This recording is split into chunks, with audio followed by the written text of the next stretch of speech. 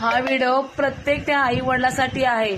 आपली मुलगी जेव्हा नांदून आपल्या माहेरी येते आणि त्यावेळेस आपल्या आई वडिलांना सर्व काही सांगते की मला सासरकडचे मारहाण करतात, मला नांदायचं नाही, मला सासरी जायचं नाही, तर त्याही प्रत्येक आई वडिलांनी आपल्या मुलीचं एकदा म्हणणं जाणून घ्यावं, तिच्या मनातल्या वेदना जाणून घ्यावं, तिचं दुःख ते आई वडिलांनी जाणून घ्यावं.